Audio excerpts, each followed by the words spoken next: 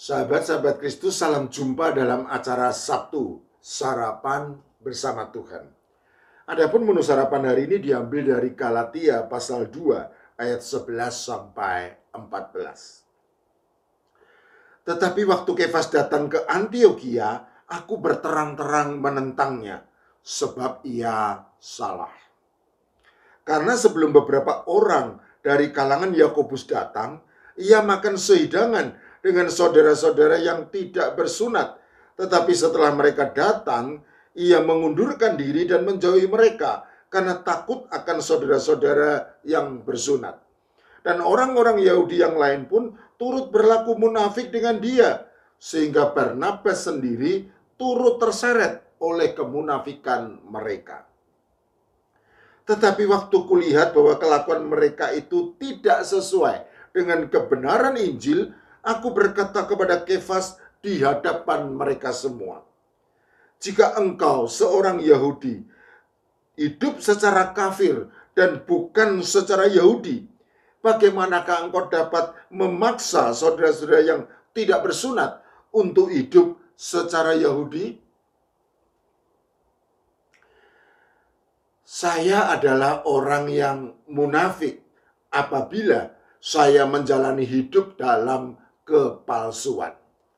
Saya adalah orang yang munafik apabila saya lebih suka berpura-pura daripada tampil sebagaimana adanya di hadapan orang lain.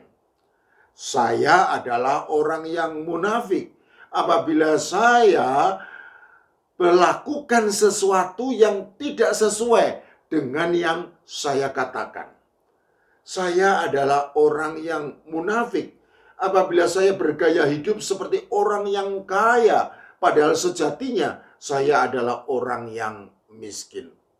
Saya adalah orang yang munafik apabila saya mengaku memiliki ini dan itu, padahal semuanya hanya pinjaman belaka.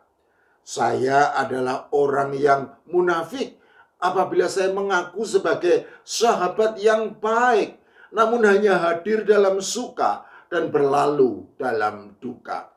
Saya adalah orang yang munafik apabila saya mengaku pengikut Tuhan Yesus Kristus, namun tidak hidup dalam sukacita, damai sejahtera, dan juga tidak hidup dalam kasih kepada sesama.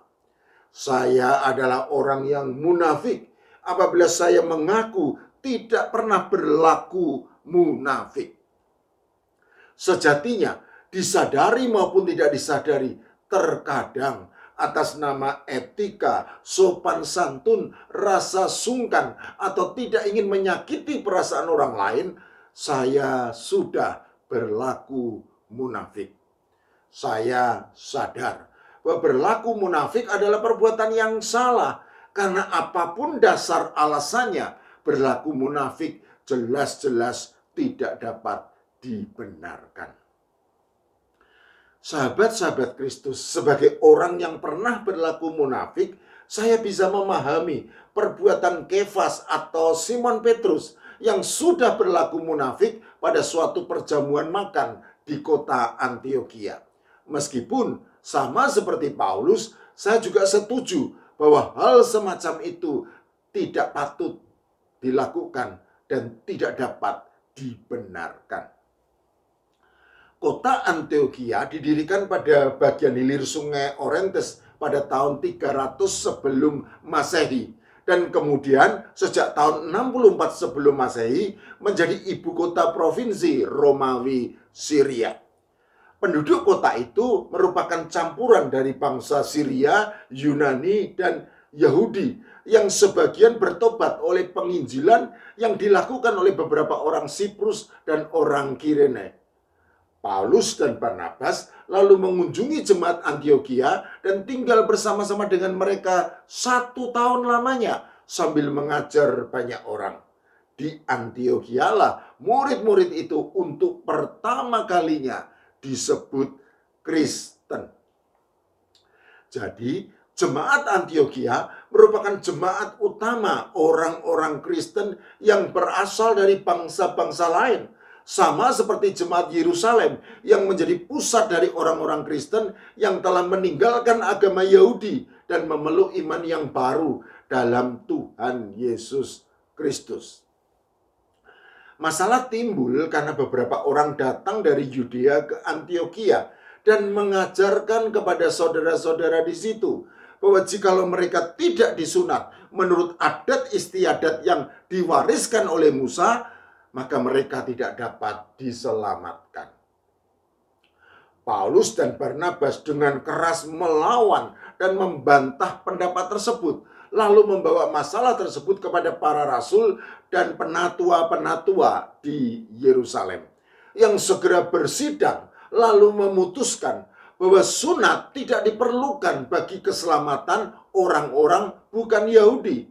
Namun mereka harus menjauhkan diri dari makanan yang telah dicemarkan berhala-berhala, dari percabulan, dari daging binatang yang mati dicekik, dan dari darah. Oleh karena itu, dalam konteks persoalan inilah, maka perilaku Petrus yang semula makan sehidangan dengan saudara-saudara yang tidak bersunat, tetapi setelah beberapa orang dari kalangan Yakobus datang, maka ia mengundurkan diri dan menjauhi mereka karena sungkan dan takut menyinggung perasaan saudara-saudara yang bersunat. Kemudian dipandang oleh Paulus sebagai perilaku munafik yang tidak patut dilakukan. Apalagi dampaknya ternyata sangat buruk karena membuat orang-orang Yahudi lain pun turut berlaku munafik. Dan bahkan Barnabas yang merupakan salah satu pendiri jemaat Antiokhia juga turut terseret oleh kemunafikan tersebut. Paulus yang melihat bahwa kemunafikan tersebut tidak sesuai dengan kebenaran Injil, kemudian berkata kepada Kefas di hadapan mereka semua, karena persoalan tersebut terjadi di muka umum.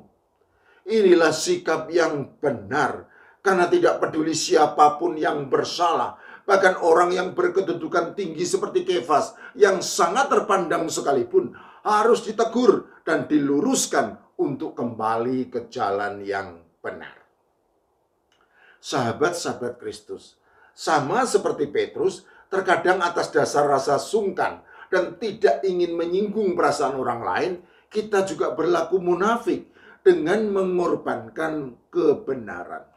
Oleh karena itu, sebelum bertindak, marilah kita menimbang dengan teliti apakah tindakan tersebut sudah berdasarkan kebenaran yang sesuai dengan firman Allah. Kiranya Allah Roh Kudus memampukan kita. Amin.